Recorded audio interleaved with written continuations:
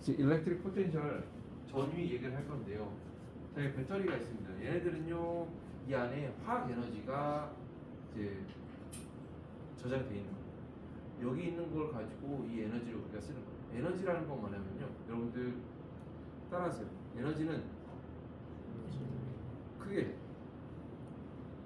에너지는 일을 할 수 있는 능력이다. 일을 할 수 있는 능력이가 에너지라고. 그래서 그 형태가 화학 에너지다, 열 에너지다, 무슨 에너지다, 이렇게 전기 에너지다. 근데 일상생활에 제일 편한 게 사실 전기 에너지거든요. 꽂으면 되잖아. 이 안에 화학 에너지가 저장돼 있어요. 그래가지고 이 안에는요, 이 위쪽과 아래쪽, 위쪽이 튀어나온 거 보이죠? 위쪽은 우리가 그래서 보통 플러스라고 우리가 다 써 있고, 밑에는 통평화되는 마이너스로 되어 있어요. 이 말은 뭐냐면은 이 둘 양당 간에 정기적 위치 에너지가 다르다는 거예요. 뭐의 입장에서? 전자 입장에서.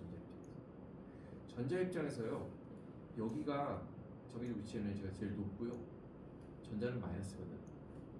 얘네가 정기적 위치 에너지가 제일 높아요.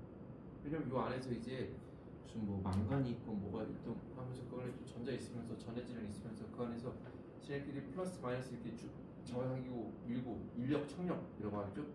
하면서 그 안에서 이제 에너지가 정기적 위치 에너지가 다른. 정기적 위치 에너지가 다르다는 얘기가 뭐냐면, 내가 얘를 창문을 열고 일상 있는데 얘가 7층이지. 7층. 저 밑에 사람이 없는 걸 확인하고 7층에서 이렇게 잡고 있어. 잡고 있으면은 얘는 그냥 가만히 있는 건데 얘가 이렇게 움직이잖아요. 움직이면 이 몇십 그램 뭐 질량을 가진 게 속도를 가지고 움직이는 거잖아요. 밑에서 보면 더 빨라지는 거죠. 속력을 가지고 있는데, 그러면 이제 질량을 m을 가진 물체가 움직이면 우리가 운동 에너지가 있고, 운동 에너지. 얘는 뭐 있는 거를 맞췄을 때 움직이거나, 아니면 여기에서 이 결합 에너지를 다 깨버리거나 해서 폭파시키거나, 그런 식으로 에너지가 있는 거거든. 움직이면 가만히 있으면 에너지가 있는 게 아닌 것처럼 보이는데, 얘가 떨어뜨리면 움직이면서 이제 운동 에너지 생겨. 근데 이 운동 에너지가 어디서 온 거예요, 도대체? 에너지가 갑자기 엎드려 풍 생겨나? 밥 먹고 갑자기 생각나는 거야. 에너지 보존 법칙이라는 얘기 들어봤죠. 우리가 관심 있는 그 시스템 계 안에서 에너지는 형태만 바뀔 뿐이지 일정이에요. 총합 에너지 총합은 없어요. 뭐냐면 이렇게 들고 있을 때 얘는 사실은 이 높이에서 지구 중심에서 떨어져 있어가지고요, 얘가 이 위치에서 위치 에너지를 가지고 있어. 근데 이 위치 에너지가 딱 놓는 순간 위치 에너지가 줄어들면서 운동 에너지로 이제 변환이 돼. 그래서 그 둘의 합은 있잖아. 여기서는 위치 에너지가 맥스, 운동 에너지가 빵. 근데 내가 떨어뜨려서 1층 부딪히기 딱 직전 그 순간에는 운동 에너지가 맥시멈, 위치 에너지가 거의 미니멈 되는 거예요. 근데 그 둘의 합은 일정하다. 그러니까 그게 에너지 보존 법칙이에요. 마찬가지로 전기 에너지라는 건 뭐냐면, 얘네들이 일을 할 수 있는 능력이 있어요. 내가 이 배터리를 이렇게 이제 연결을 해가지고, 이제 잘 들으세요, 여러분.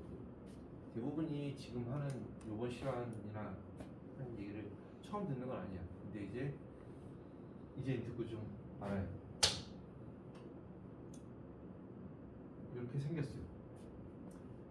내가 여기에다가 예를 들어서 아까 봤던 전기저항, 좀 이따 배울 전기저항에다 연결하고, 여기다가 내가 백열 전구를 연결했어.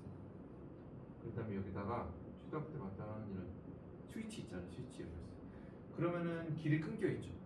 길이 끊겨 있어서 여기에는 전기 불이 안 들어오죠. 그런데 내가 딱 누르잖아요. 스위치를 누르잖아요. 그러면 연결되잖아요. 그러면서 그때 여기서 빛이 나와. 그 말은 뭐냐면, 여기 있던 전기 화학적 에너지가 또 전타 흘러가면서 여기서 이제 전구가 이제 빛 에너지, 그리고 전구니까 뭐 뜨거워지겠지, 열 에너지가 나오고, 여기서 에너지가 일로 바뀌는 거. 그러니까 여기 저장되어 있던 에너지가 이런 일을 할 수 있는 거. 내가 여기다가 모터를 연결한다. 모터 어떻게 되겠어? 스위치 누르면 돌아가겠지. 모터 끝에다가 내가 뭐 이렇게 실 연결해가지고 여기다가 뭐 물건 해놨어. 그럼 이걸 훅 일을 하는 거죠. 자, 그런 것처럼 우리가 위치 에너지라고 하는 뭐냐면요. 전위라고 하는 거 뭐냐면 전하. 처음에 배웠던 전하있잖아요. 플러스 마이너스.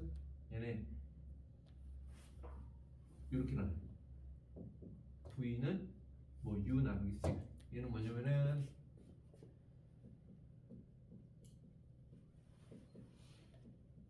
위치 에너지. 영어로는 포텐셜 에너지. 그 얘기를 하네. 자, 그래서 요게 1층에서 떨어뜨리면은 처음에는 에너지가 없는 것처럼 보였는데 사실 이 안에는 이 위치에서 에너지가 있었던 거죠. 그게 이제 운동 에너지로 바뀐 거죠. 그래서 사실은 겉으로 보기에는 뭐 아무것도 아닌 것 같은데 에너지가 있었어. 그래서 우리가 이거를 잠재적으로 이 안에 에너지가 있었다라고 해가지고 우리가 잠재적인 그래서 포텐셜이라는 단어를 씁니다. 그래서 포텐셜 에너지를 우리가 위치 에너지라고 해요. 처음에 그 이름을 지을 때 그 포텐셜 에너지가 먼저 나온 거지. 근데 우리가 이제 번역을 할 때 그거를 어떤 사람들이 이제 번역을 할 때 잠재 에너지라고 하고 처음부터 그렇게 배우고 중고등학교 때부터 잠재 에너지라는 단어를 들었으면 어색하지 않아. 근데 잠재적 에너지 그러면 이제 좀 뭐 어색하잖아. 근데 우리는 위치 에너지라고 했습니다. 그 말은 뭐냐면 지구 중심으로 해가지고 어떤 위치에 있느냐에 따라서 이 값이 달라져. 얼마나 멀어지느냐에 따라서. 그래서 거기서 그냥 이름 따가지고 그냥 위치 에너지로 한국말로 쓴 거예요. 근데 영어로는 포텐셜 에너지입니다. 포텐셜 에너지.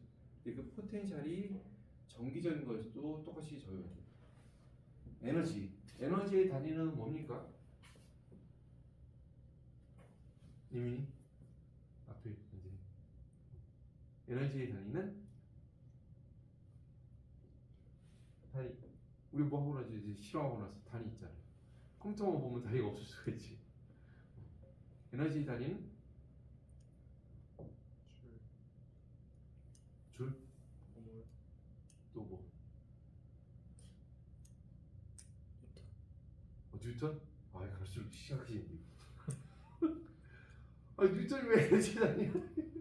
에너지 단위 줄이죠. 근데 만약 연력 항상 배울 때는 이제 전체가 아니라 이제 단위 몰다가 얼마 따지니까 줄 퍼 몰 이렇게 되는 건데 에너지 단위는 줄입니다. 줄. 자, 줄.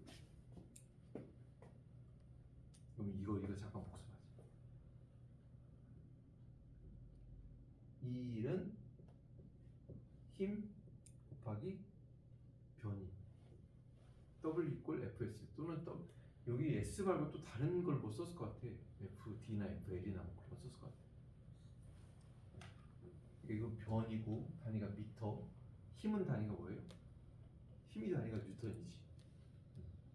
그래서 뉴턴 미터를 우리가 1뉴턴의 힘을 어떤 물체에다 1뉴턴의 힘을 줘가지고 봐봐 물체가 있어. 내가 1뉴턴의 힘을 주면 이게 움직이는데 1뉴턴 힘을 줘가지고 내가 물체를 이제 1m를 이렇게 해가지고 움직였어. 그러면 1뉴턴 곱하기 1m잖아요. 그렇지? 그게 1줄이야. 그만큼이 1줄이야. 그러니까 1뉴턴이라는 힘도 사실은 우리가 이게 별로 큰 힘도 아니야. 자, 힘의 단위는 뉴턴이고요. 에너지 단위는 줄입니다. 그러니까 이거랑 같다는 거는 말이 안 되는 거지. 그치? 돼지고기야. 불로 구웠어. 삼겹살이야. 돼지고기랑 삼겹살이랑 같은 건 아니지. 돼지고기 조리해가지고 이제 삼겹살이 된 거지. 다른 거야, 그치? 뉴턴은 힘의 단위고요. 에너지의 단위는 줄이에요. 근데 이게 일반적으로는 MKS 단위에서는 줄을 쓰는데 이제 분야마다 이제 자주 쓰는 단위가 좀 달라. 저쪽에 어디 있는 식품 영양학 가면은 줄이라는 단어를 안 쓰지. 거기는 칼로리, 킬로칼로리 이런 거 쓰죠. 에너지 단위야. 1킬로칼로리가 4.2 줄인가 뭐 그럴 거야. 그러니까 쓰는 분야마다 이게 달라. 근데 줄이라고 말하면은 틀린 게 아니야. 네가 만약에 칼로리라고 그랬어도 맞아. 맞는 건데 탁구에서 왔구나. 탁구에서 이 수업 들어왔구나 이렇게 생각할 수 있어. 근데 우리 공대에서 금속공학 소재 쪽을 쭉 배운 사람이면 에너지 단위 여러분들 처음 말할 때 제일 자주치는 단위는 줄이의 줄 맞죠. 자, 그런데 전하 1쿨롱당 가지고 있는 위치 에너지 있잖아요. 그러니까 전하 1쿨롱이란 게 있어. 전화 1쿨롱은 전자 6.25 곱하기 18cm가 1쿨롱이에요. 그만큼의 전자가 만약에 여기 있으면은 또는 여기 끝에 있으면은 여기 있을 때랑 여기 있을 때랑 1.5줄만큼의 에너지 차이가 나요. 1.5줄이 있는데 1쿨롱, 1쿨롱당 1.5줄의 차이가 나면은 우리가 이거를 1.5라고 하고 줄퍼쿨롱을 이렇게 들고 다니지 않고 줄퍼쿨롱은 이제 우리가 이쪽 에너지 전자재로 이제 반도체 쪽에서 새로운 단위를 뭐 쓰냐면은 새로운 단위도 아니야. 그냥 일정상의 볼트야. 그게 볼트야. 왜냐면 1.1쿨롱의 전하가 여기 있을 때랑 여기 있으면은 이 둘의 에너지 차이는 1.5줄이에요. 근데 1.5줄이 에너지의 단위인데 우리는 이제 제일 처음에 얘는 어떤 질량 가지 입자인데 얘가 기본적으로 플러스나 마이너스 성질이 있다 그랬잖아요. 전하량을 띈다 그랬잖아요. 전하량을 띈다 그랬잖아요. 그러면 이제 이 다른 걸 생각할 때 에너지 말고 이제 1쿨롱당 뭐를 이제 따지게 되는 거예요. 그래서 우리가 새로운 단위에 도입하게 되는데 이게 우리가 정적 위치 에너지라고 하고요. 위치 에너지를 이제 전하량 나눈 거야. 그리고 우리가 정기적 위치 에너지라고 하고 얘는 단위를 볼트를 쓴다. 볼트. 그렇지? 볼트.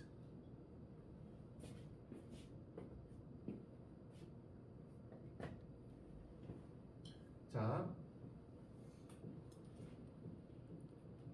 전압이라고 해봅시다. 자, 그러면은 전압은 지금 요 그림을 우리가 봅시다. 내가 지금 배터리를 하나 연결했어요. 그래서 얘가 1.5V입니다. 자, 그러면은 내가 만약 플러스 1쿨롱만큼의 전하를 띠는 이제 전하들을 막 모아가지고 여기다 갖다 놓으면요, 그 전하들이 가지고 있는 위치 에너지는 1.5줄이에요. 여기다 갖다 대. 그럼 걔는 0줄이에요. 0줄. 그래서 이게 소리지 1.5V라. 근데 자, 그러면은 내가 시작하면 이제 플러스 1쿨롱을 가지고 그냥 플러스로 생각하세요. 여러분들. 플러스 1쿨롱 가지고 시작하면은 얘네들이 이렇게 스위치를 딱 닫잖아요. 그럼 이제 얘네들이 가만히 있지 않고 이제 움직일 수가 있어. 이 도선을 따라서 움직여 가다가 저항을 만났네. 저항 만나니까 가기가 힘들어. 그러다 갔어. 자, 가기가 힘들어면서 하면서 왔어. 그러면은 여기에서 가지고 있던 이 전하들의 에너지는 1.5줄이죠. 1.5줄이었죠. 1.5줄이었는데 여기 도선을 타고 올 때는요 1.5줄이 손실이 거의 없어. 근데 여기 가서 이 저항을 지나가. 그러면은 에너지가 이제 손실이 돼. 예를 들어서 0.5줄이 손실이 됐다 그래요. 그러면은 이 위치에서의 전위값은 몇이에요? 1V가 되는 거예요. 여기 1.5V였는데 이제 1V가 되는 거예요. 근데 또 이제 전화들 쭉 가다가 이 전구를 만났어요. 콩콩콩 부딪히면서 열나고 이제 불빛 나오고 그래요. 그래서 여기 이제 통과해서 여기 나왔어. 그럼 여기 나왔을 때는 이제 얘네들이 여기를 지나오면서 또 이제 에너지를 또 소비한 거거든요. 여기서도 에너지를 소비하고. 근데 여기서는 애들이 소비해가지고 얼마큼 되냐면요. 여기 연결되어 있으니까 여기에서는 그 플러스 1%들이 가지고 있는 에너지가 0줄인 거예요. 그러니까 이제 0V인 거예요. 자, 여기는 이제 0V, 1.5V, 여기서 보면 0.5V가 여기서 소비가 되고 1V가 이제 여기서 또 소비가 되는 거예요. 그래서 이거 합치면은 1.5V가 되는 거예요. 이해 됩니까? 여러분들 흔히 들었던 말. 얘는 1.5V잖아요. 그 말은 뭐냐면은 사실은 여기가 0V, 여기가 1.5V는 얘기가 아니라 여기랑 여기 정기적 위치하는 차이가 1.5V라는 얘기예요. 그래서 내가 만약 했는데 이렇게 단순한 걸 그리지 않고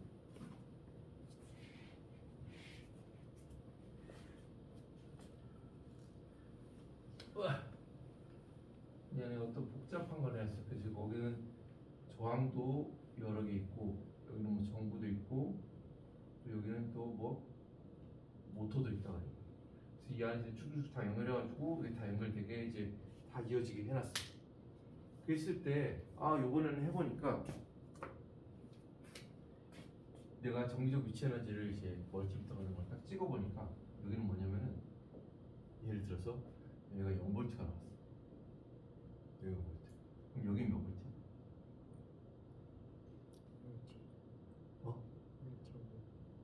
아실 것 같은데. 마이너스 1.5일 것 같잖아. 여기가 여기보다 여기가 1.5 항상 높아. 그럼 여기 몇이어야 돼? 마이너스 1.5가 돼야 되는 거죠. 그래서 이 위치는 다 상대적인 거예요. 어디가 0V냐에 따라서 이 값이 달라지고. 만약에 내가 막 쟀는데 여기가 3V가 나왔어. 여기 딱 재보니까 3V야. 그럼 여기 몇 V야?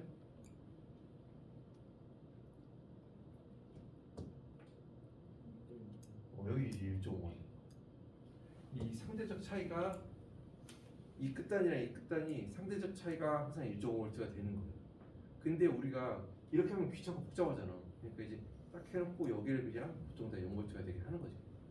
그럼 여기는 항상 1.5V. 시제인데 여기가 만약 5V다 그러면 여기는 6.5V인 거야. 자, 배터리를 만약에 이렇게 연결해 쳐봐요.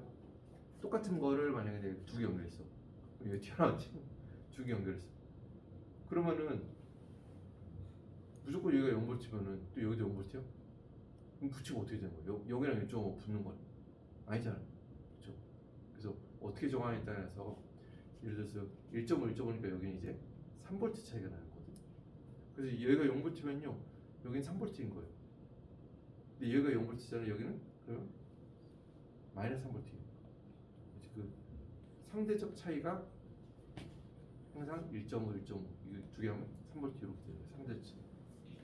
그래서 그러면은 항상 이렇게 한 점을 봤을 때는 그런데 그러면 이제 아예 우리가 두 지점에 이 검정색이 어디지 몰라고 지금 빨간색 뜬 겁니다.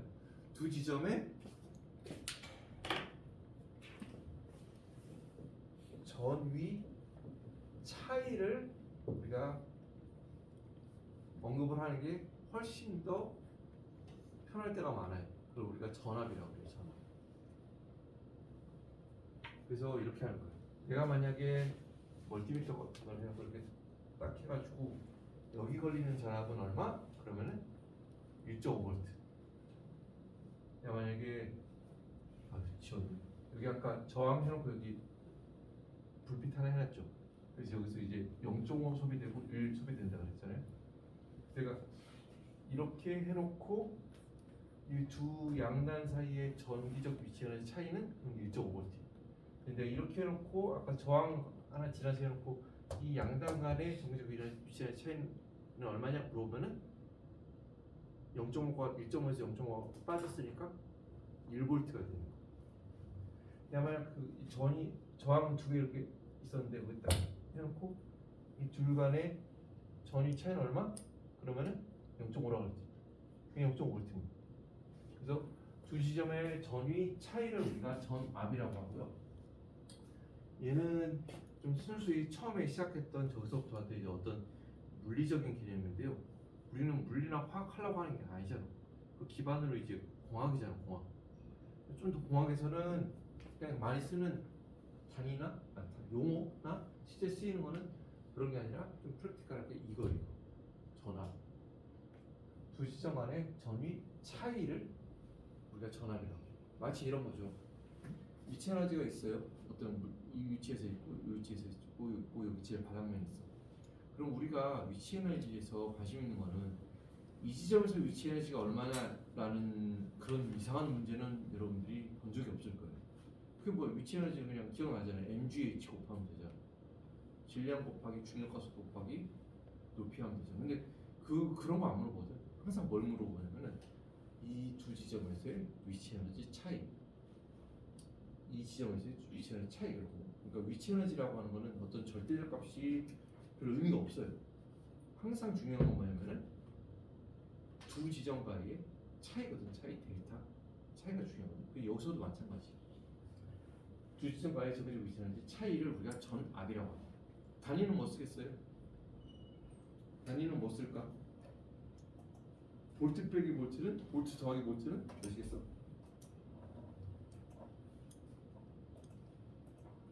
성민정 몇이겠어요?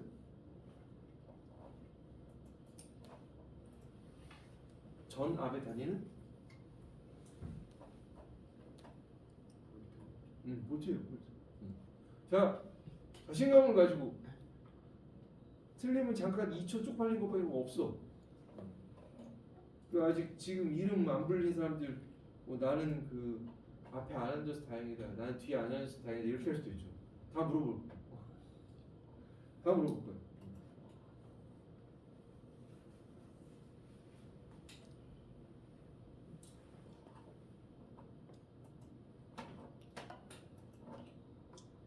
그래서 전위 차이는 전압이라고 하고요. 요게 사실은 더 많이 쓰일 그런 개념입니다. 3, 4, 5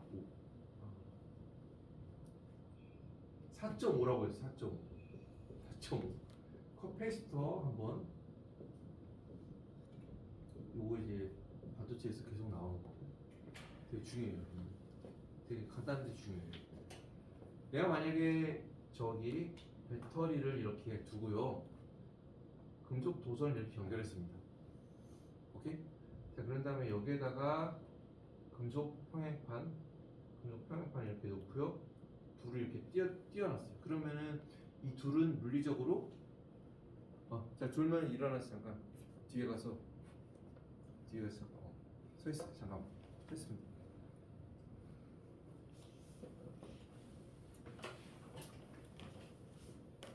뒤에 앞으로 나오시고 뒤에 가서 이렇게 하다가 도수체 조합으로. 자, 얘 금속판이고요. 금속 도선 연결돼 있어요. 얘는 이제 1.5V 배터리예요. 이 둘은 이제 물리적으로 붙어있지 않고 떨어져 있어요. 자, 그러면은 어떤 일이 벌어지면 이렇게 내가 시작 연결하면 어떻게 되냐면, 자, 여기 있던 전자들이 이쪽으로 갑니다. 그러면은 이 금속판에는 자기가 가지고 있는 10의 22승, 23승계 수준의 그런 전자보다 여기서 전자가 더 와. 그래서 얘는 상대적으로 어떻게 되냐면 원래보다 좀 더 마이너스 전하를 띠게 돼요. 마이너스 전기를 띠게 돼요. 이쪽은 어떻게 돼요? 여기가 플러스 마이너스를 표시한 거는 얘가 여기보다 여기가 항상 1.5V가 더 높다라고 했죠. 그래서 여기 있던 전자들은 어떻게 돼요? 여기 있던 전자들은요, 우리가 마이너스 길이는 물천이고 마이너스 플러스 길이는 어떻게 해요? 끌어당긴다 그랬죠. 그죠? 여기 있던 전자 입장에서는요, 그렇게 생각이 되고, 사실 그게 100% 맞는 설명 아닌데 그렇게 생각이 돼요. 여기 있던 전자들은요, 돌아다닐 수 있는 자유전자들이 하다가 이쪽이 사실은 더 전자 입장에서는 에너지가 더 낮은다거든요. 에너지가 더 낮은 쪽으로 가거든. 전자가 이렇게 쭉 따라가요. 그럼 여기는 원래 있던 것보다 전자가 좀 줄어들었지, 그렇지? 그럼 얘네는 상대적으로 플러스를 이렇게 얼만큼 플러스 되고 얼만큼 마이너스 돼요? 얘는 얘가 결정합니다. 얘 여기다 3V 걸어주잖아요. 그럼 여기는 이제 플러스 더 생기고 여기 마이너스 더 생기고. 자, 그렇게 되면은 요 안에 마치 겉에서 봤을 때 플러스랑 마이너스 전하가 저장된 것처럼 보이죠. 이해됩니까? 손목색? 자, 손목색 뒤에 있는 학생이 이름이 이민영? 좀 대답을 해봐. 이름부터. 선혜요. 선혜요. 자, 그러면은 보세요, 선혜영 학생. 여기 플러스와 마이너스가 저장된 것처럼 보이죠. 내가 얘를 순간 도선을 딱 끊어버려. 어떻게? 얘네들은 플러스 마이너스 어디 갈 데가 있어? 없어. 갈 데 없지. 그냥 그대로 저장돼 있는 거야. 근데 내가 만약에 여기다가 이제 얘를 지워버리고 여기다가 순간적으로 또 전구를 시작하면서 딱 연결해. 그러면은 여기 있던 전자와 여기 있던 플러스가 또 움직여도, 그러면 그 순간 그 전구 불빛이 잠깐 반짝 빛이 나와. 그러면 이 전하들이 일을 했네. 그치, 일을 했지. 마치 이거 배터리는 아닌데 이 안에 에너지가 저장돼 있다가 무슨 LED랑 연결되니까 순간 불로 가가지고 또 빛이 잠깐 반짝 났어. 다 가버리면 이제 더 이상 빛이 안 나오는 거지. 배터리 연결했으면 계속 이제 빛이 나오겠죠. 근데 그냥 잠깐 가가지고 이제 빛이 일을 잠깐 한 거지. 그러니까 이런 식으로 에너지가 저장이 돼 있을 수가 있어요. 자, 이렇게 에너지를 저장할 수 있는 역할을 하는 거를 우리가 커패시터라고 합니다. 커패시터. 일본 말로는 이거를 컨덴서라고 해요. 컨덴스는 응축하다 이런 뜻이거든요. 여기다가 만약 플러스 마이너스 전자들을 이렇게 응축해 놓는다는 그런 표현을 써가지고 그 나라에서는 컨덴서 뭐 발음 어떻게 해야 돼? 한국 그런 거 그 사람들은 일본 사람들이 발음 어떻게 해? 컨덴서 이래. 컨덴서라고도 해요, 여러분들. 그렇죠? 영어로는 카패시터. 저게 제일 기본적인 구조고 저거 말고 또 이제 다른 구조가 또 이제 쓰입니다. 그러니까 요게 한 가지 더 하면 이제 커패시터 이게 얼만큼 이 저장했느냐 이걸 우리가 커패시턴스라고 하고 C를 써요. 근데 여기서 C는 저기서 C랑 다른 겁니다. 저기서 C는 전하량이고 이거는 커패시턴스에서 그냥 C를 딴 거예요. 저거는 사람 이름 쿨롱이잖아요. 전하량의 단위고 이거는 얘가 얼만큼 플러스 마이너스를 저장할 수 있냐 그 능력을 우리가 커패시턴스 뭐뭐 턴스 그러면 그 뭐뭐 할 수 있는 능력 그러거든. 전기가 통하는 걸 얼마나 잘 막느냐 그거를 우리가 레지스턴스라고 해요. 그 레지스터의 능력이 얼마나 되냐를 우리가 레지스턴스라고 하고 커패시터의 능력이 얼마나 되냐를 우리가 커패시턴스라고 해요. 얘는 어떻게 되냐면 입실론 제로 곱하기 입실론 r d분의 s 이렇게 됩니다. d는 이 양당간의 거리를 우리가 d라고 하고요. s는 이 평행판의 면적을 뜻합니다. 면적. 그리고 입실론 제로라고 하는 거는 어떤 써보세요. 진공에서의 유전율. 진공에서의 유전율. 그리고요. 입실론 r이라고 하는 거는 유전율 또는 유전 상수 이렇게 써주세요.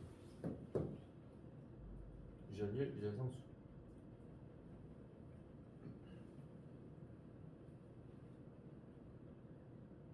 설명 들어보면은 한 10분 들어보면 별로 어렵지 않죠? 간단하죠. 근데 되게 중요해요. 중요하다는 건 여기서 여기가 자주 나옵니다. 자주. 엄청 자주 나옵니다. 자, 유전율 또는 유전 상수라고 합니다. 이 정도까지 하고 5번으로 이제 넘어가는 게 그래서 누가 만약에 커패시턴스를 크게 해야 돼. 경우에 따라서 크게 해야 될 수도 있고 작게 될 수도 있거든요. 그럼 이제 공학자한테 이제 얘기를 하는 여기서 이제 커패시턴스가 커야 됩니다. 그럼 어떻게 해? 얘를 크게 하고 싶으면 얘를 어떻게 해야 돼? 이제 바꾸면 되는 거지. 입실론 제로는 진공에서 유전율이어가지고 우리가 바꿀 수 있는 게 아니거든. 정해진 값이. 유전율 유전 상수는 내가 중간에 얘를 공기로 했느냐 아니면 이 중간을 전기가 안 통하는 것이 예를 들어서 고무로 했느냐 아니면 뭐 그럴 수는 없지만 예를 들어서 물로 했느냐 아니면 어떤 전기가 안 통하는 어떤 다른 종류의 세라믹으로 했느냐 그거에 따라서 입실론 R 값이 달라집니다. D는 그 둘 사이에 말 그대로 물리적으로 떨어진 거리가 1마이크로미터냐 10마이크로미터냐 아니면은 10나노미터냐 그런 거고요. S는 요 면적이에요. 넓은 거, 좁은 거 있으면 좁은 거에 결정되고요. 만약 이거 크게 해야 된다 그러면 이거 크게 하면 되죠. 아니면 이거 작게 하면 되죠. 아니면 이거 크게 하면 되죠. 이게 심플한 접근이죠. 근데 이거 크게 하면 뭐 쉬워. 근데 그걸 크게 하고 싶은데 우리의 제약사항이 뭐냐면은 어떤 공간이 좁아. 공간이 좁으면은 S를 넓게 하기가 힘들겠죠. 태윤이 안 그래? 그래 안 그래? S를 넓게 하기 힘들겠죠. 근데 우리가 어떻게든 넓게 해야 돼. 그러면 이거 좁히고 이거 높이고 하는데 S도 이제 넓히고 싶어. 그럼 어떻게 해? 사람들이 꼭 평판을 해야 돼? 돌돌 말아 그때는 이제. 돌돌 말아서 해놓으면 이제 실린더 형태로 가지고 계속 말려 있으면은 실린더형 캐패시터 있거든. 그렇게 돼요. 그리고 실제로 여러분들 컴퓨터 이제 요즘 가격 많이 오른 D램 있잖아요.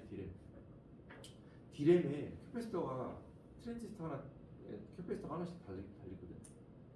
그래서 원 트랜지스터, 원 캐패시터 구조거든.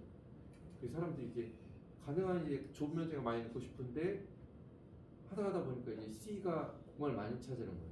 그래서 사람들이 어떻게 했냐면 반도체 안에서 이제 그 안을 파버려가지고 그 안에 이제 동그랗게 원통형으로 캐패시터를 안에다 훅 기둥 박듯이 땅 박고 기둥 박듯이 박아버렸어요. 그래갖고 이제 캐패시터를 거기다 이제 달았어요. 그게 한국 사람들이 한 거야. 알겠지? 자, 5번은 뭐야? 5번은 전류 합시다. 전류. 영어로는 뭐예요? electric, 류, 전류, flow, electric flow.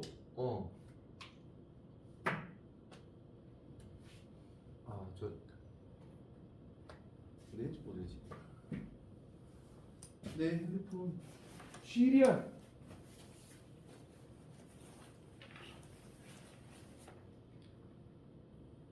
쉬리야.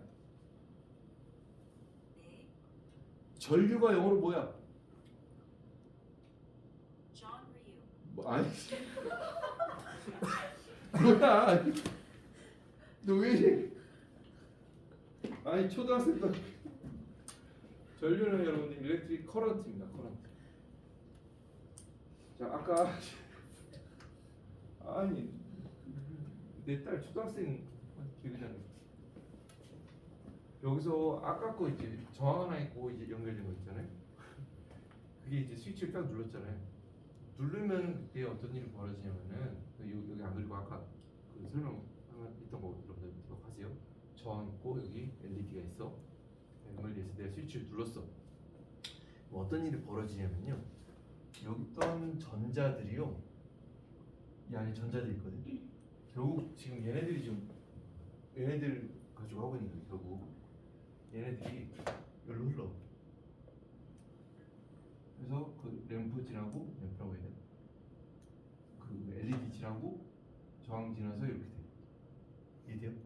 그래서 이렇게 해서 이리로 가요. 그러면은 이게 다 한 바퀴 이렇게 돌 수 있는 그 길이 마련된 거잖아요. 그러니까 내가 만약에 스위치를 누르지 않았으면은 걔네들이 이제 연결이 안 돼요. 전체 연결이 안 돼요. 스위치를 누르니까 이제 전자들이 움직일 수 있는 패스가 딱 형성이 된 거야.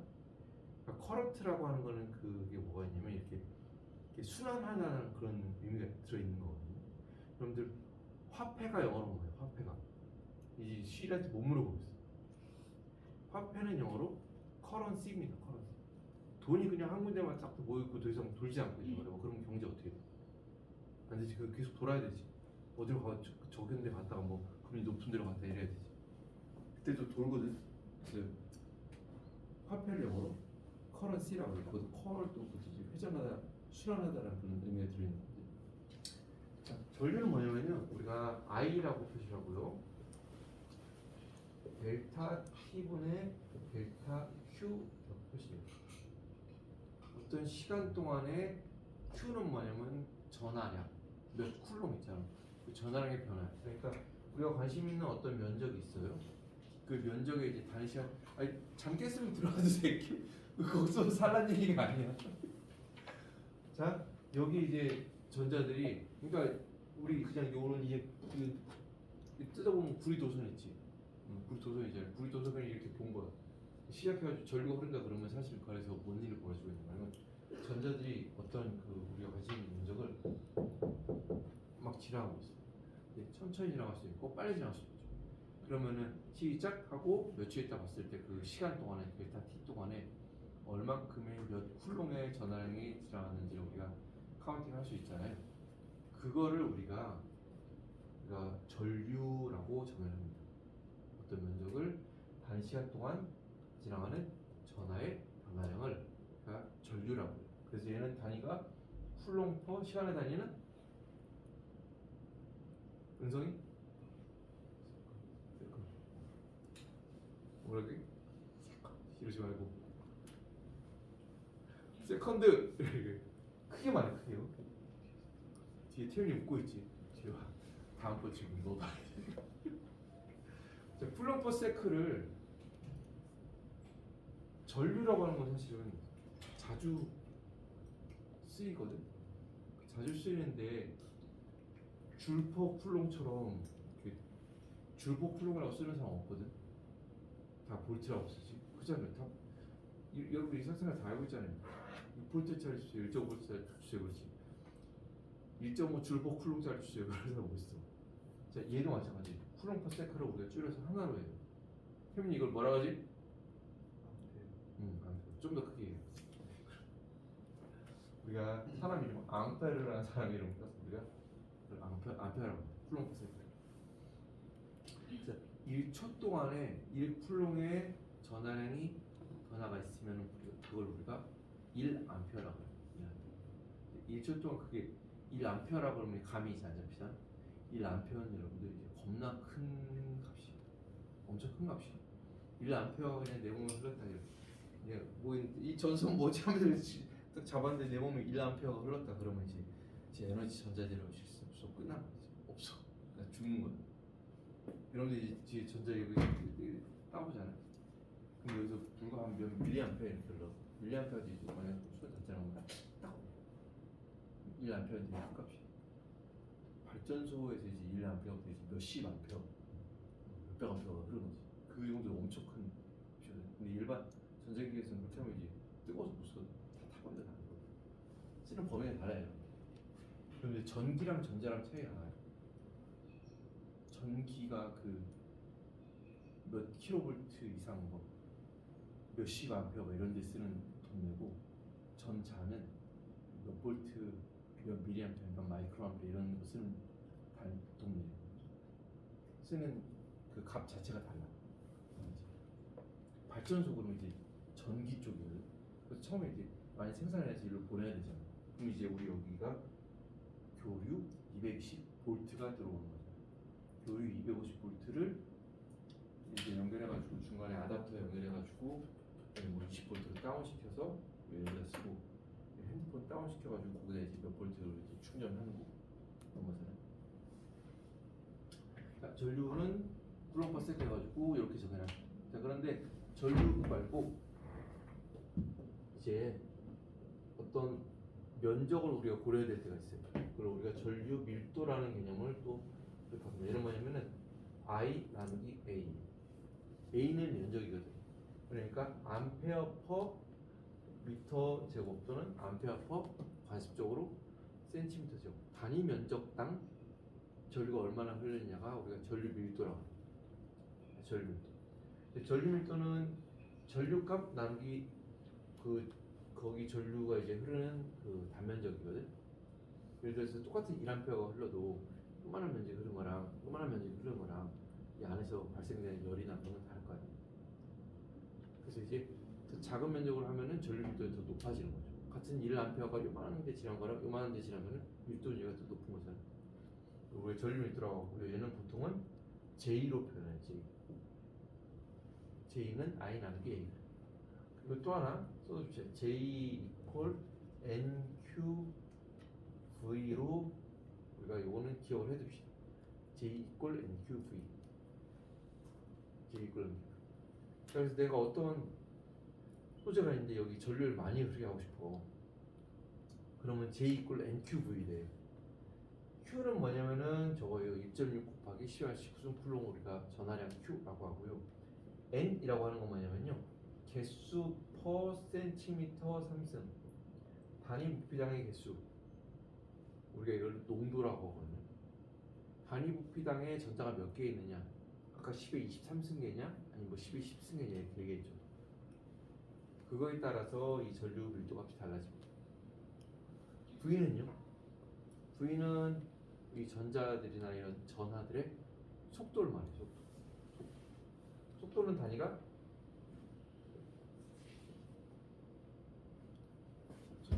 뭘까요? 이현우? 속도는 단위가 뭘까요? 미터 퍼 세컨드. 맞아요.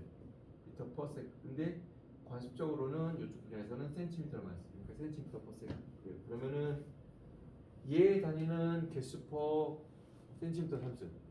Q의 단위는 쿨롱. 쓸까? 개수 퍼 센티미터 3승. Q의 단위는 쿨롱. 속도의 단위는 센티미터 퍼 세크. 이렇게 되죠. 그럼 다 정리를 해보지.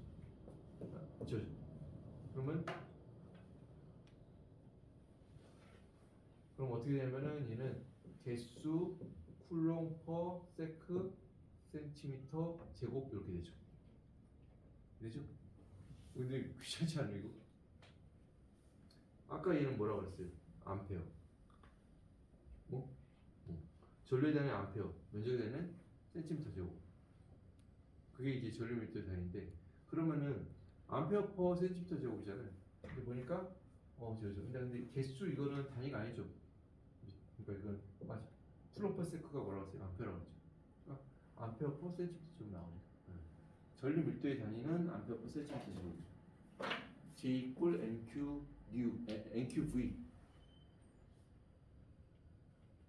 NQV 이거 기억해두고요. 그리고 지금 당장 설명을 할 거 아닌데 나중에 설명할 건데 일단 써둡시다.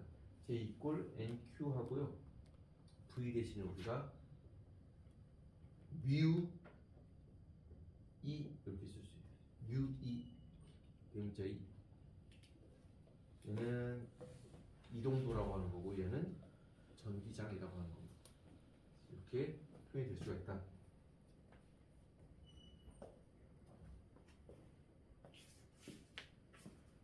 전류했고요. 5번 우리 이제 6번 전기 저항에 대해서 우리가 한번 해봅시다. 전기 저항.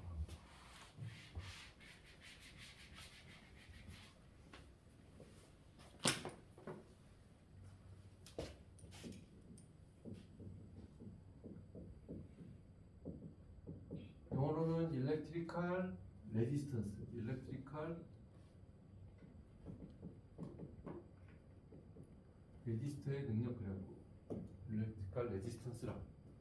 얘는 뭐냐면은 이 앞에서 지금 했던 우리가 전류가 어떤 금속 도선을 따라서 전류가 흐른다 봐요. 그 안에서 구리 도선 따라서 흐르고 있는데 금속은 전기를 잘 통하거든. 그 안에 NQV, N이 10에 23승계로 이제 엄청 많거든요. 그러니까 J 값이 엄청 높아요. 근데 얘가 가다가 앞에서 어떤 금속이 아닌 다른 재질을 만났어. 그리고 그 끝에는 또 이제 금속이 있어요. 금속하고 그 다른 재질이 있어요. 근데 얘가 만약에 예를 들어서 전류가 뭐 잘 안 흐르는 예를 들어서 뭐 극단적인 예로 유리라고 해요. 유리는 전기 안 통하잖아요. 저런 재질은. 그러면 전자질 가다가 그 앞에서 길이 막혀버려요. 근데 껴 해가지고 가. 그런 식으로 전류가 흐르는데 방해하는 그런 요소들이 있습니다. 그걸 우리가 전기 저항이라고 하고요. 그래서 이런 식으로 가기 힘든 것들을 이렇게 표시를 해요. 알겠죠?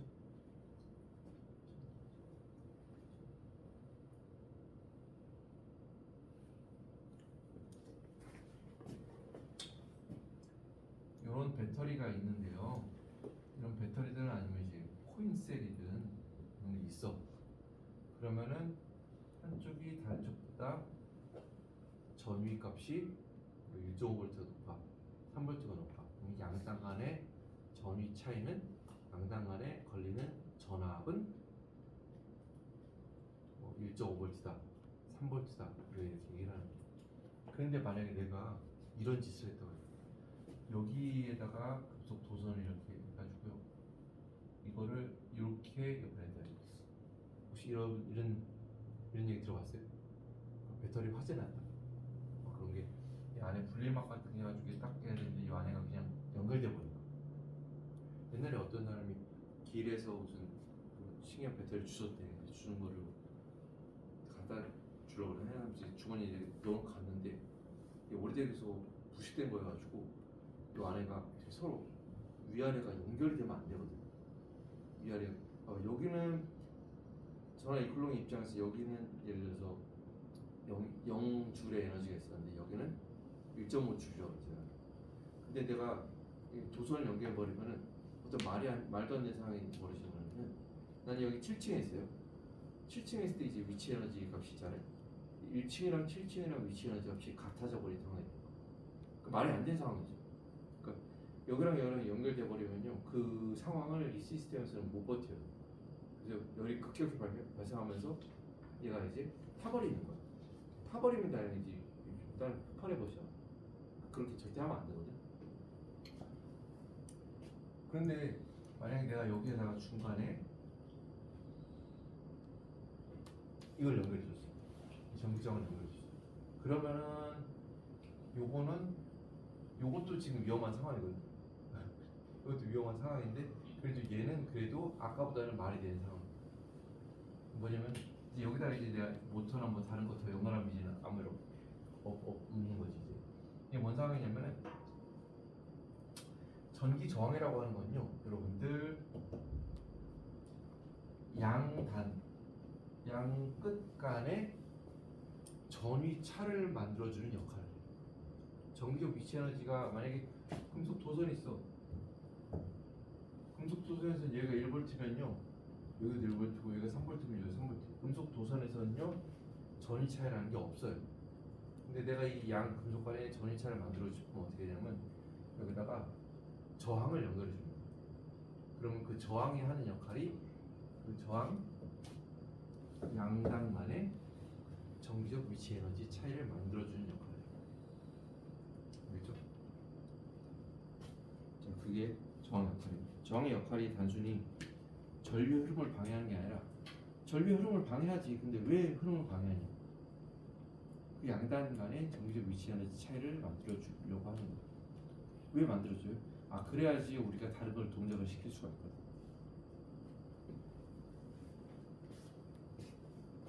그러면은 두 가지 상황이 있습니다. 전위차를 만들었어. 그래서 여기는 내가 0V라고 보고요. 여기는 내가 10V라고 할게요. 근데 나는 여기에다가 1ohm짜리 이거는 전기 저항은 그래 저항 전류 흐름을 방해하는 거구나. 근데 얼만큼 방해? 그 물리량에는 얼만큼 방해? 10만큼 방해. 그리고 그 뒤에는 단위를 ohm이라는 단위를 씁니다. ohm. 10ohm. 아, 얘는 1kg만큼 방해. 1kg만큼 방해. 그러면은 1ohm의 1000배인 거죠. 1kg 그래요. 그런 식으로 해요. 근데 여기서 만약 1ohm이야. 그럼 얘는 예를 들어서 10ohm짜리를 썼어요. 그러면은 양단 간의 전위차가 생겼고요. 그러면은 여기에서 플러스 1쿨롱의 전자는 저쪽으로 훅 갈 수 있어요. 갈 수 있어. 근데 그러면은 갈 때 전류값이 이제 달라집니다. 자, 얘는 1ohm만큼 전기장이 있고 얘는 15만큼 있어요. 그러면은 이제 전류는 이제 전위가 플러스에서 마이너스로 흐르거든요. 플러스에서 마이너스로 흘러.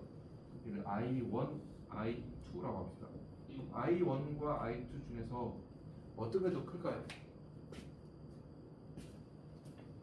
태민이 그냥 풀고 있었지. 어떤 게 더 전류값이 클까요?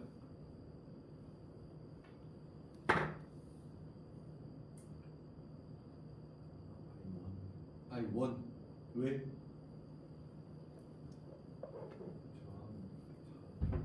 저항이 작아요. 양당 간에 걸려있는 위치 에너지는 같은데 하나는 1옴만큼 방해하고 하나는 15만큼 방해를 해요. 그러니까 전기 저항이 더 작아. 그러니까 위에가 전류가 더 많이 밑에는 더 적게 올라요. 근데 I1이 I2의 몇 배냐면요 10배 10배가 흐르는 거예요. 그래서 이런 관계를 했을 때 이거가 늘어나면은 얼마큼 줄어들고 이거를 발견한 사람이 1800년대인가요? 오음이라는 사람이 발견했어요. 그래서 그 사람이 자기論文에서 여러분들이 다 알고 있는 오음의 법칙이란 거를 발견했어요. 정리했어요. 오음의 법칙은 뭐냐면은 V equal I R. 양단 간에 걸린 전압은 거기에 흐른 저항과 전류 곱과 같다라고 하는 거예요. 그래서 예를 들어서 1번에서는 양당 안에 걸린 전압이 10V죠. 단위 빼고. 그런데 얘는 저항이 1ohm이에요. 그럼 여기는 뭐예요? 10A가 흐른 거예요.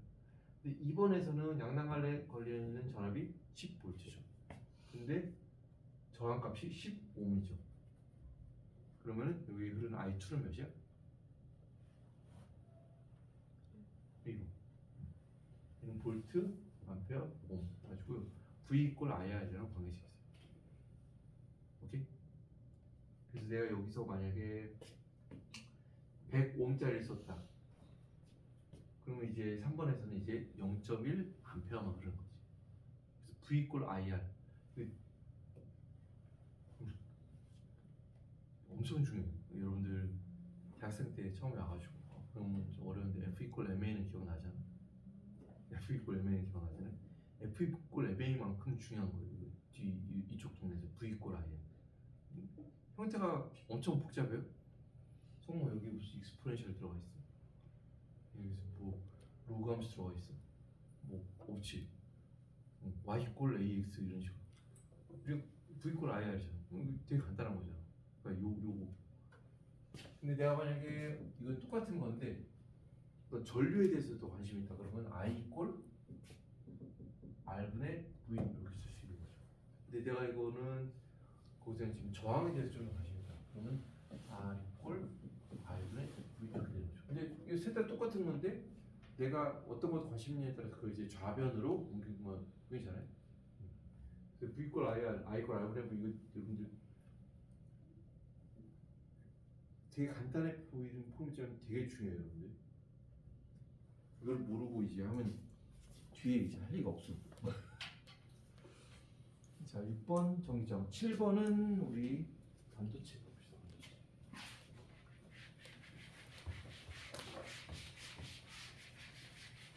지금 2교시 수업은 여러분들 쉬는 시간 없이 그냥 쭉 한번 해볼게요. 7번 반도체. 자, 요런 저항이 있어요, 여러분들. 근데 내가 여기를 내가 이렇게 표시를 했는데 얘는 뭐냐면은 지구에 연결됐다 그런 얘는 얘가 기준 0볼트라는 뜻이에요. 근데 내가 여기다가 이 전압값을요, 전위값을요 이제 막 바꿨어. 여기다 1볼트를 걸. 그럼 양단에 걸린 전압은 1볼트인 거지. 근데 여기다가 3볼트를 걸. 그럼 양단에 걸린 전압은 3볼트가 되는 거지. 여기다가 마이너스 2볼트를 걸. 그럼 양단에 걸린 전압은 마이너스 2볼트가 되는 거지. 이런 식으로 여기 고정시켜놓고 여기를 막 바꿔요. 여기를 플러스로 쭉 여기다가 마이너스로 쭉 더 숫자를 크게 돼. 그러면은 우리가 이거를 그래서 I, V 이거에 따라서 이거 값이 어떻게 되는가를 그래프로 한번 그려볼 수 있어요. 이거에 따라서 이거 값이 어떻게 되나? 아, 여기도 똑같이 V 이꼴 I, R이 적용되는데 R은 지금 일정하죠. 그런데 내가 V로 바꿔주면 어떻게 돼요? I가 바뀌는 거죠. 근데 여기서 그러니까 Y축이 I고 X축이 V니까 I는 R분의 V 이렇게 한번 표현해볼까요? 그래서 얘를 가지고 내가 0볼트에서부터 플러스가 주고요. 아니면 이렇게 돼요. 마이너스부터 시작해가지고 마이너스 한 10볼트에서부터 마이너스 0, 1, 2, 3, 4, 5, 6, 7, 8, 9 이렇게 했다 그래요. 그러면 그때 흐르는 전류값들이 있을 거 아니에요? 이렇게나 오른쪽 또는 왼쪽으로 흐르겠죠. 얘가 음수면은 높은 데서 낮은 데로 전류가 이렇게 흐르고, 그리고 이렇게 흐르면 그게 여기 표현되고 전류 이렇게 흐르면 여기 표현. 그래가지고 어떻게 표현되냐면 이런 식으로 직선으로 나오게 됩니다. I는 R분의 V로 표시하면은 이런 식으로 직선으로 표시해요. 오케이? 그런데 내가 이번에는 좋아. 지금까지 했던 거는 이게 어떤 값이었어. 그런데 내가 이제 이거 값이 다른 저항 값을 여기다 낀 다음에 똑같은 실험을 해봤어요. 그랬더니 이제 결과가 어떻게 나왔냐면 그때는 결과가 이렇게 나왔습니다. 2번, 1번 이렇게 합시다. 또 이제 또 다른 저항 값을 바꿔갖고요. 해봤더니요. 3번은요 이렇게 나왔어요.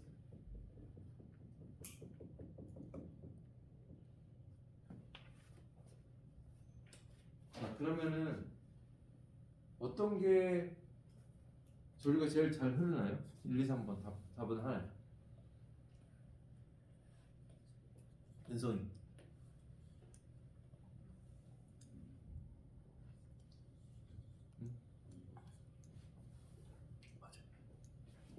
어떤 게 전류를 잘 흐르나 했을 때는 같은 기준을 해야 되니까 자 같은 어떤 한 전압값이 걸렸을 때 어떤 게 전류값이 제일 큰가? 2번이 제일 크죠 여러분들. 2번이 제일 크고 3번이 제일 작죠. 자 그러면은 이제 앞에 오묘 법칙이라고 해서 봐봐요. 그러면은 1, 2, 3번 중에서요 저항값이 제일 작은 것은? R값이 작은 것은?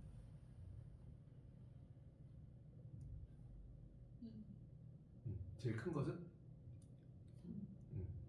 제일 크니까 저리가 안 흐르는 거고 제일 작으니까 저리가 잘 흐르는 거고 V 이퀄 라인 했을 때 이게 일정한데 이게 적으면은 이게 일정하고 이게 일정했을 때 어떻게 해야 돼요? 요걸로 해야 돼요. 자, 요 기울기가 여러분들 R분의 1이죠. R분의 1이 제일 적은 게 R이 제일 적은 게 R분의 1 역수치하면 이게 제일 기울기가 큰 거죠. R이 제일 큰 거를 역수치하면 R분의 1이 이제 작은 거 되는 거죠. 그렇죠. 그래서 이게 저항값이 제일 작고요. 이 저항값이 제일 커요. 그래서 내가 1번에 했던 거를 2번, 3번으로 바꾸려면은 여기 있는 걸 이제 내가 많이 갈아 껴줘야 돼. 저항값을 아까 쿠팡에서 봤던 거 있잖아요. 갈아 껴줘야 돼. 근데 이제 뭐냐면은 여러분들 우리가 만약에 요거를 어떤 소재를 여기다 중간에 껴가지고 요 실험을 해봤는데 요 저항이 얼마 있을 거 아니에요. 그래가지고 얘가 1번 이런 건 아닌데 한 3번에 가깝게 그러니까 X축에 가깝게 이렇게 모양이 나타났어요. 그런데 내가 이거를 어떤 처리를 했더니 이 같은 물질, 그러니까 저항을 갈아 낀 게 아니거든. 어떤 중간에 반도체가 있는데 반도체 양단 간에 해가지고 여기다 0V 해가지고 여기다 전압을 바꿔가면서 했더니 3번처럼 나왔어. 내가 이 반도체를 어떤 좀 공정을 거쳐서 처리를 했어요. 그랬더니 3번이었던 게 1번이 돼요. 2번이 돼요. 그런 식으로 바꿀 수가 있어요. 그러니까 원래 좀 전류가 아주 잘 흐르지 않고 한 요 정도 있었는데 얘가 내가 어떤 처리를 통해서 얘가 1번처럼 될 수도 있고요. 1번, 3번 중간에 될 수도 있고요. 2번처럼 될 수도 있고 2번, 1번 중간에 되게 할 수도 있어. 그런 소재를 우리가 반도체라고 합니다.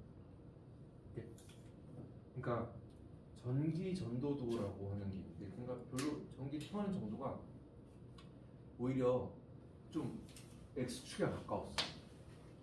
X축은 아닌데 X축에 가까웠어. 그런데 내가 어떤 처리를 통해서 얘를 내 마음대로 1번이 되게 할 수도 있고 2번이 되게 할 수도 있고 중간 딴 데 되게 할 수도 있게 조절할 수 있는 소재를 그거를 우리가 반도체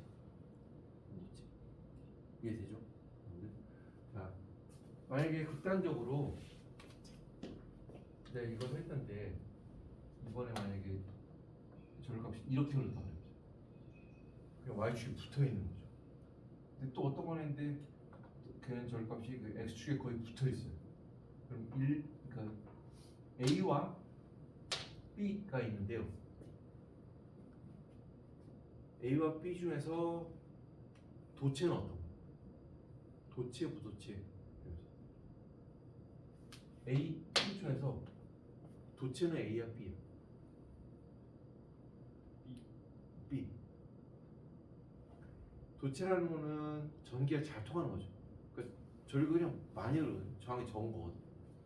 저항이 적으니까 저항 조금만 걸어도요. 전류가 그냥 확 흘러버려. 그냥 금속이고 그냥 일반 우리 그냥 도선이에요, 도선. 근데 반면에 내가 아무리 막 전압을 걸어도 전류가 거의 안 흘려. Y 값이 거의 바닥이야. 이런 거는 부도체예요, 부도체. 반도체라고 하는 건요, 부도체도 아니고 도체도 아니에요.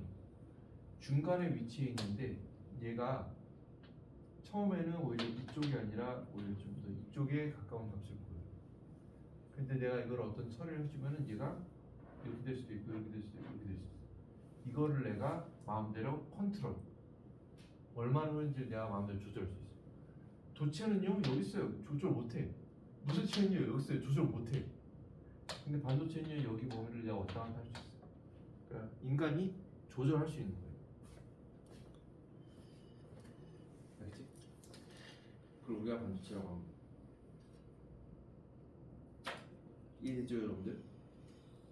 그러면은 그 어떤 처리를 하면은 2번 해도 되고, 어떤 처리를 하면 3번도 되고, 어떤 처리를 하면 X축에 더 가깝게 붙는데, 그래서 우리가 그런 처리를 뭐라고 하냐면은 우리가 그런 처리를 도핑이라고 합니다. 도핑. 영어로는 DOPING. 도핑 과정을 통해 전류 흐름 제어가 가능한 걸 우리가 반도체라고 해요. 반도체. 이해되죠?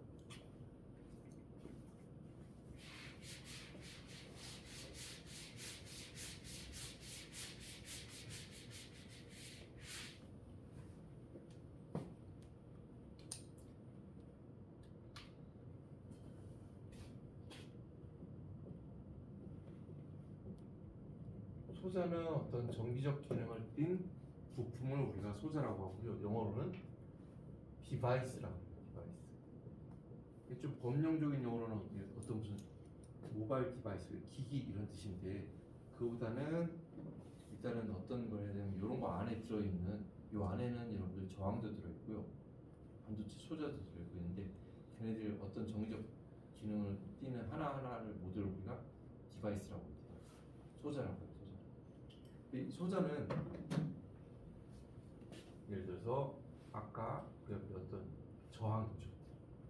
이것도 저항 소자라고 해요. 저항 소자. 그리고 아까 우리가 이쯤에서 배웠던 컨덴서, 커패시터 있죠. 걔네도 우리가 소자라고 해요. 그런 거 우리가 이런 식으로 좀 표현합니다. 그러니까 아까 평판 2개 있는 거 있잖아요. 그래가지고 이런 식으로 표현합니다. 이거는 커패시터 소자, 이런 식으로. 뭐는 소자. 이런 식으로 소자라고 하는데요. 어떤 소자는요, 이 양 끝단에 선이 2개가 연결되는 게 있고요. 어떤 소자는요, 양 끝단에 소자 이런 전선이요, 3개가 연결되는 게 있어요. 3개. 그런 것도 우리가 2단자 소자 또는 3단자 소자 이렇게 그래요. 그래서 이런 것들을 우리가 단자라고 해요. 단자는 영어로 터미널. 얘는 KTX가 없어갖고 집에 서울 가는데 KTX가 없어갖고 이제 표가 없어갖고 버스 타고 왔거든요. 근데 부산은 버스 터미널이 이제 1시간 가야 되더라고. 그래서 거기서 터미널에서 버스를 타고 서울 가가지고 이제 경부고속도 버스 터미널에서 내렸어요. 도시와 도시를 이렇게 쭉 연결하고 있던데, 여기서 사람들이 와가지고 여기서 타가지고 서울 가가지고 거기서 내리면 이제 뿔뿔이 다 알아서 가죠. 그러니까 버스는 여기에서부터 여기까지만 연결되는 거잖아요. 요 끝에서 요 끝까지만 연결해주고 그 다음부터 내가 알아서 내려서 가야 되잖아요. 그렇게 끝난 데를 우리가 터미널이라고 하죠. 터미널. 고속버스 터미널이죠. 얘도 마찬가지죠. 이런 거에서 이제 전자가 거기서 이제 이동을 하면은 하다가 이제 끝난 데가 있어. 끝난 데를 우리가 단자, 그 영어는 터미널이라고 해요. 그래서 이렇게 터미널이 2개인 게 있고요, 3개인 거가 있어요. 2터미널, 3개인 거는 3터미널 그러거든요. 그래서 대표적으로 우리가 배울 것 중에서 2단자 소자는요, 아마 다음 시간에 배울 다이오드라는 게 있고요, 3단자 소자는요, 대표적으로 우리가 트랜지스터가 있습니다. 그러니까 2단자 있으면 예를 들어서 한쪽이 0V고 한쪽이 이제 저런 것처럼 전압값이 바꿔져. 전압을 다르게 걸어줘. 그럼 이 단자에서 전압값이 다르게 했을 때 얘가 어떤 거동을 보이냐를 볼 수가 있죠. 3단자 소자는요, 전압을 걸 수 있는 이런 그 터미널이 3개가 있는 거예요. 3개. 그래서 3개를 이제 번갈아가면서 했을 때 얘가 이제 어떻게 구동을 하느냐를 보는 거예요. 자, 트랜지스터라고 해가지고 여러 가지 얘는 약자를 다 쓰지 않겠는데, 예를 들어서 J, FET 이런 것도 있고요, BJ TFT 이런 것도 있어요. 뭐 여러 개 있는데 이게 바로 우리가 첫 시간에 했던 틴필름 트랜지스터에서 한 글자씩 나가지고 TFT 이렇게 하는 거예요. 그래서 T자가 다 트랜지스터에서 T자를 따온 거예요. 이런 식으로 3단자에는 또 이제 구동을 합니다. 또 하나 어떻게 또 분류를 할 수 있냐면요, 선형 소자와 비선형 소자가 있습니다. 선형이라고 하는 거는 영어로는 리니어라고 하죠. 리니어. 자, 지금 저기 했던 반도체 특징 보이면서 1, 2, 3번 이렇게 했잖아요. 쟤는 성모 선형이야 비선형? 이거 왜 저길 봐? 왜 TV를 봐? 어? 선형이? 이게 원점 지나잖아요. 원점 지나고 직선이면 우리가 선형이라고 합니다. 그런데 이 직선이 아니라 여러분들 다른 식으로 보이는 것도 있어요. 예를 들어서 우리 수학 시간에 이런 식으로 이렇게 하면 우리 그 익스포넨셜이잖아요. 처음엔 지지부진하다가 나중에 급격히 이렇게 올라가 버리는 걸 우리가 익스포넨셜 지수함수라고 하잖아요. 그런 것들은 선형 소자가 아니라 넌 리니어 비선형 소자라고 합니다. 그래서 크게 소자는 또 단자가 몇 개 달리느냐, 2단자, 3단자 이렇게 얘기를 하는데요. 얘가 IV, 그러니까 전압을 줬을 때 전류가 어떻게 됐냐, 저 X축에 V, Y축에 I를 나타냈을 때 얘가 선형 고동을 하냐. 그러니까 지금 저항 같은 저항 저거는 이제 선형이거든. 저는 이제 선형 소자거든요. 그런데 이제 다음 주 다다음 주에 배우게 될 다이오드, 트랜지스터 이런 거는요, 여러분들 직선 고동을 하지 않습니다. 다르게 고동합니다. 그래서 걔네들은 비선형 소자예요. 비선형 소자. 알겠죠? 자, 7번에서 이렇게 7번에서 이렇게 생긴 반도체 소재가 있어요. 예를 들어서 징크하고 산소, 금속 플러스 산소, 그다음에 이게 세라믹이잖아요. 세라믹. 이렇게 해놓고 내가 양단간에 저런 식으로 해봐. 여기 0V하고 이제 전압을 줬어. 전압을 인가했다 그래갖고 여기다 소문자 A를 쓰거나 어플라이 그래가지고 이렇게 했어요. 근데 이렇게 했는데 예를 들어서 뭐 2번 같은 고동을 보였다고 해보세요. 2번 같은. 근데 내가 원하는 건 2번이 아니라 1번이나 1번, 3번 중간쯤 있고 싶어. 그럼 얘를 우리가 전류가 좀 덜 흐르게 조절을 해야 되잖아요. 그런 걸 우리가 도핑이라고 하죠. 도핑. 그렇지, 도핑. 그래서 예를 들어서 여기 이제 어떤 종류의 이제 반도체가 오는 건데, 얘는 뭐냐면은 얘는 징크 옥사이드 있으면은 징크랑 옥사이드 안에 두 개밖에 없거든. 근데 만약에 얘가 산소에 있으면 산소가 주기율표에서 6쪽에 있잖아요. 그리고 전자를 끌어당겨 두 개 땡겨. 근데 만약에 징크 옥사이드에서 징크 옥사이드 중간중간에 옥사이드가 산소가 이렇게 비어 있다고요. 그래 비어 있는 장소 우리가 금속 안에서 안에 애톰이 비어 있는 데를 뭐라고 하죠? 애톰이 비어 있는 데를 뭐라고 하지? 베이컨시라고 하죠. 애톰 비어 있는 데 베이컨시라고 하죠. 한국어는 뭐지? 공공 그렇게 단어가 웃기는 공공. 요즘 공공 그럼 뭐야? 공공주택 그런 것처럼 이제 공용 뭐 그런 뜻이잖아. 근데 우리 쪽 분야에서 공공 그러면 좀 비어 있는 걸 또 공공이라고 하죠. 자, 이게 만약에 산소가 비어 있어. 그러니까 옥시전 베이컨시가 있다 그래. 그럼 산소가 있어야 되는데 그 자리에 산소가 없는 거잖아. 그러면은 산소가 있었으면 전자를 두 개 땡기고 있는데 산소가 없어지니까 전자가 두 개가 나가는 거지. 그러니까 이 안에서는 산소 베이컨시가 얼마나 많냐에 따라서 이거 안에 전하가 얼마나 더 많아지느냐, 10에 17승이냐, 산소 베이컨시 더 만들어 보면 10에 18승 되는 거고, 더 만들어 보면 19승 되는 거예요. 그런 식으로 도핑을 하는 거예요. 그 도핑을 하는 방법이 제일 흔한 방법이 뭐가 있냐면은 이온 임플란테이션 방법이거든요.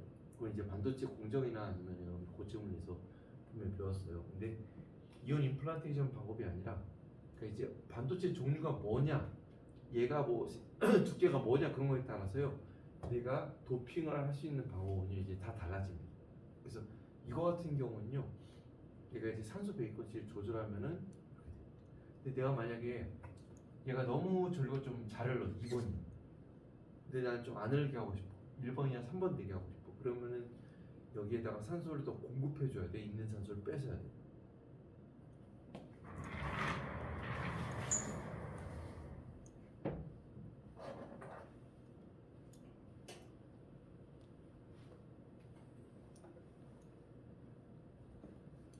이민영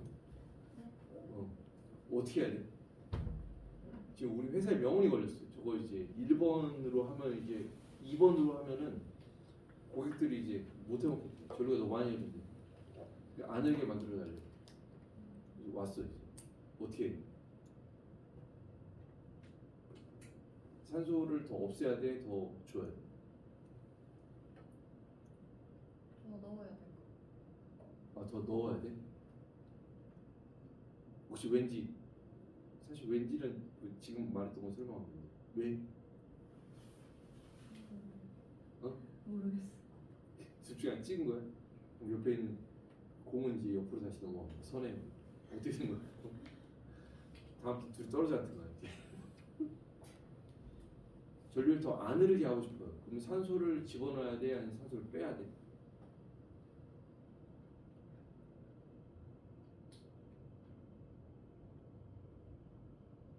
임지 네. 어떻게 해야 돼? 빼야 됩니다.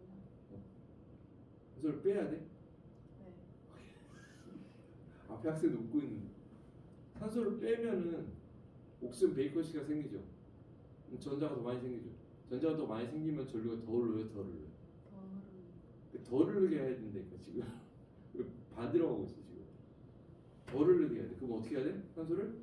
넣어요. 어떻게 하면 이제 징크 옥사이드라는 거에 대해 산소를 더 집어넣을 수가 있을까? 어떻게 해야 되는 거야 도대체? 이게 징크 옥사이드가 그냥 붓는데 산소 들어가라고? 그러니까 산소만 있으면 이게 산소가 들어가나요? 여러분 연력학 배웠죠? 성모 배웠어 안 배웠어? 배웠어. 갑자기 성모 혼나잖아 지금. 일본 가서 배웠어 안 배웠어? 거기서 안 배웠지? 거기서 교양 들었지. 네. 예를 들어서 산소가 좀 있다고 무조건 산소랑 잘 결합하는 거 아니잖아. 조건이 맞아야 돼. 무슨 어떤 반응이 일어나려면 연력학 액티베이션 에너지 넘어야 되고 그잖아. 저기다가 이제 징크 옥사이드라는 거에다가 산소를 더 하여튼 더 넣어줘야 돼. 그러려면 어떻게 해야 될지 여러분들이 숙제로 조사해가지고요. 어떻게 할까? 좀 출력해서 내면 또 일이 커지는데 1주차 강의 자료 있죠? 여기다가 쓰세요. 간단하게 나 쓸게. 틀린다며.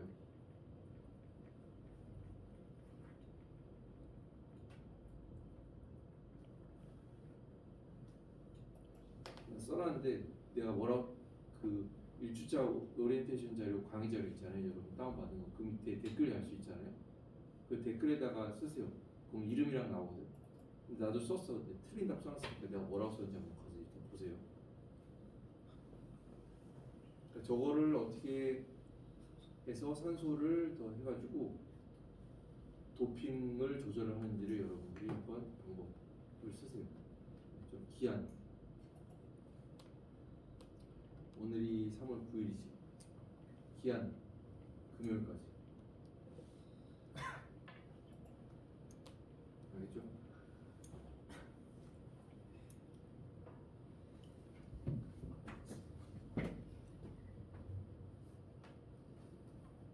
그래서 우리가 이런 과정을 전하량을 조절할 수 있는 이런 과정을 전하량 조절해서 결국 뭘 하려는 거냐면 어찌였니? J 이퀄 MTV에서 N을 조절하잖아요. N을 조절해서 J를 조절하려고. 2는 J 값이 너무 잘 나온 거거든요. 얘를 줄이고 싶으면은 N을 줄여야 될 것 같아요. Q는 못 바꿔. 아니면 NQV였으면 V를 좀 더 바꿀 수는 있겠죠. 바꾸는 거거든요. J 이퀄 NQV에서 N 바꾸고 Q는 못 바꿔요, 여러분들 알죠? Q는 1.6 곱하기 10배 마이너스 19 쿨롬. V는 거기에서 이동하는 속도를 바꿀 수 있는 거거든요.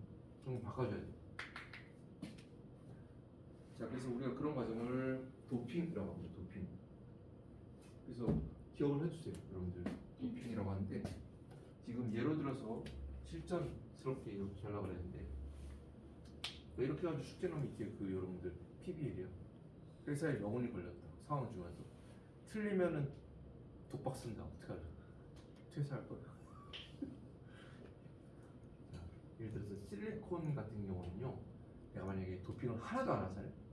처음에 그냥 있는 거잖아요.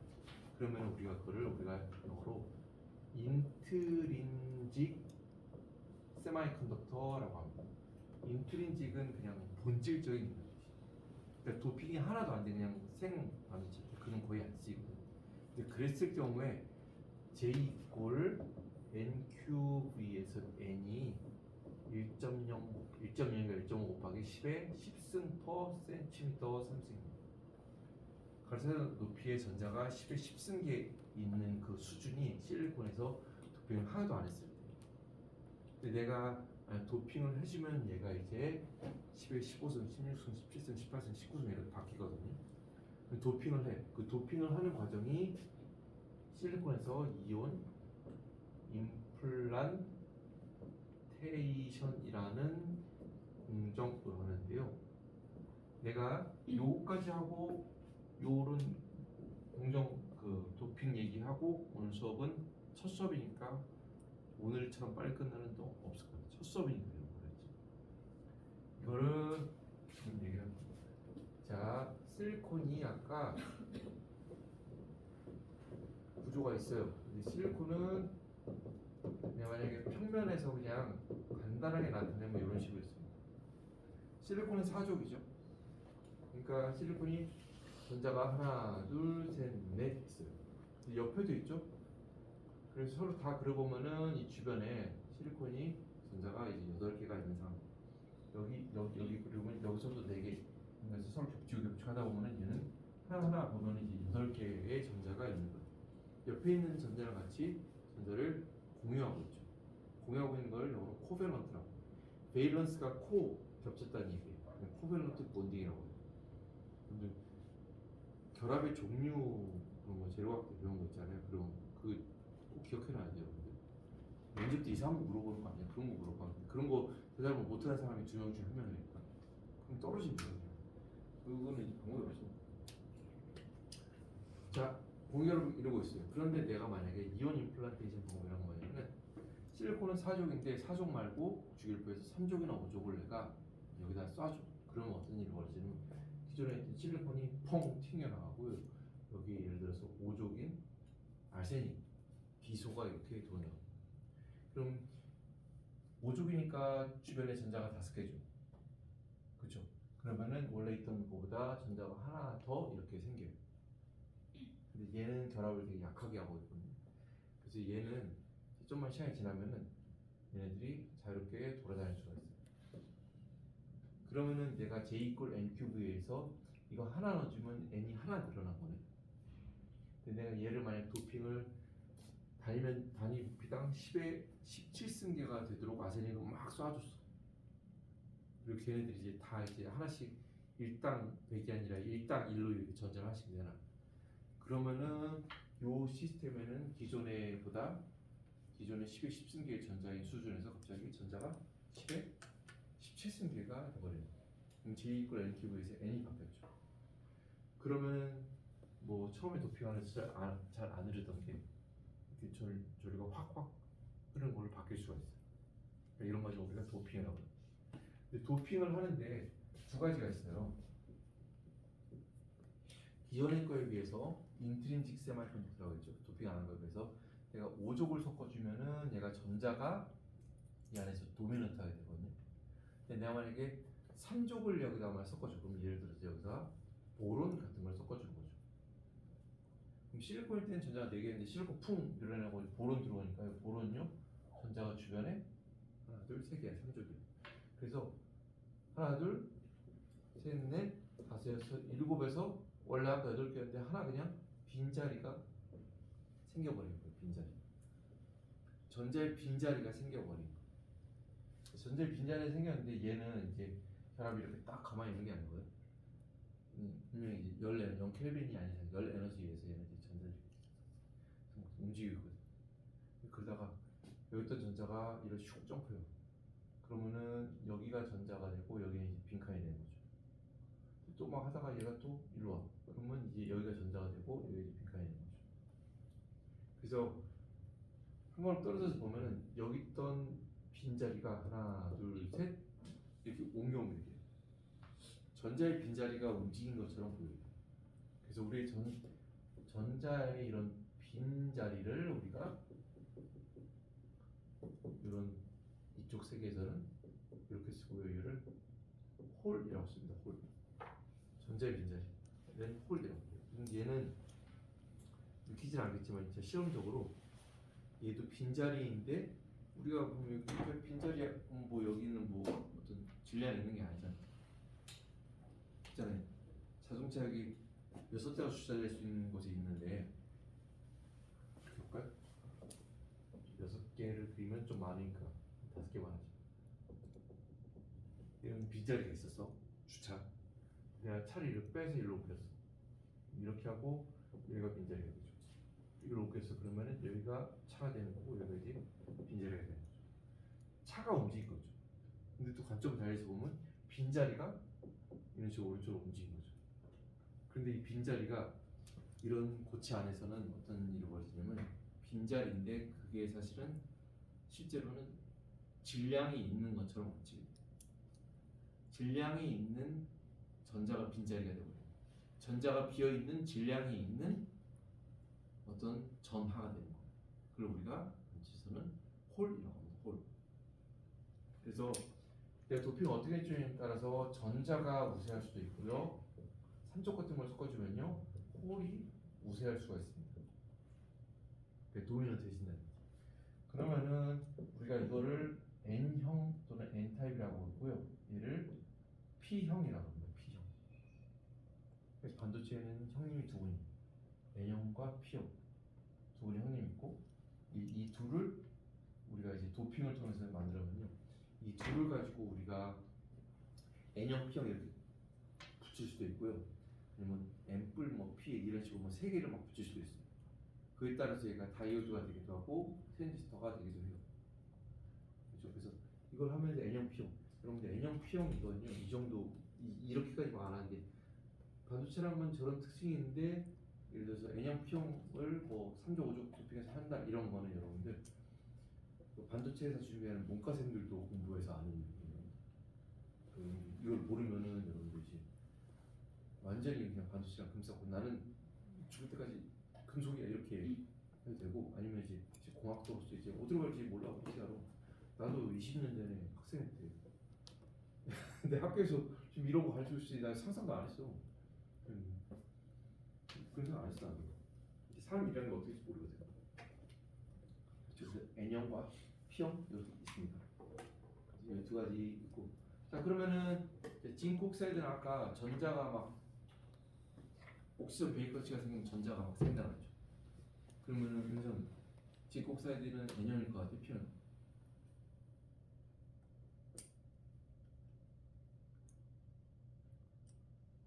틀리면 속터. N형이에요, P형이에요.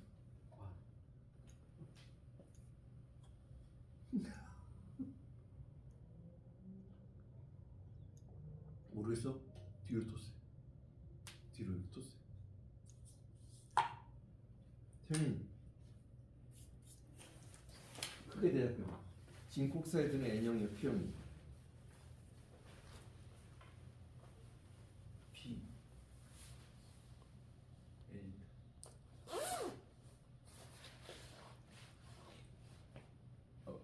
왜? Why? 왜 N형? 여러분 안 보지? 안돼. 처음 물어본 답 좀. 입이 그럴 수 있어. 피용이에요 그런 거. N형의 피용. 그래서 요즘 시대에 그냥 재민이한테 물어보면 다 알려줘 구글에서. 근데 면접 볼 때 그래 잠깐만요 그러지. 이럴래? 여러분 수업 시간에 카톡하지 마세요. 쉬는 시간 다 줄 테니까. 근데 아까 한 번 저 갑자기 김박스는 카톡에 와가지고 아 이거 진짜 1분만 빨리 보내시죠. 미안합니다. 아까 전자가 도미넌트하다 그래서 홀이 도미넌트하다 그랬어. 너 혹시 베이컷이 뭐 비어있는 것 때문에 뭐 그렇게 P형이라고 대답한 거야? 아니면 그냥 둘 중에 하나다. 확률은 50이다. 인생 뭐 있냐 이런 거. 둘 중에 하나? 전자가 도미넌트하다. 그러면 N형의 P형. N형. 이제 N형이에요. 근데 아까 말한 건 이제 N형 그냥 기본 N형인데 얘를 좀 덜 N형으로 하고 싶은 방법이 뭐가 있냐. 그래서 회사에 명언이 걸렸다고 해도 그냥 그러니까 산소를 더 붙여줘야 되니까 산소를 어떻게 붙일 거예요? 그거를 다음 시간 월 이제 금요일 전까지 빨리 땡겨. 금요일이다 목요일이나 뭐 사실은 뭔 차이야 여러분. 땡겨. 수요일 밤까지 받고 알지? 수요일 밤까지. 그렇잖아요. 숙제 기간이 다음 주나 아니면 다다음 주나 뭔 사이야 뭔 사이. 찾아보세요 여러분들. 자 오늘 수업 이걸로 마치겠습니다. 수고했습니다.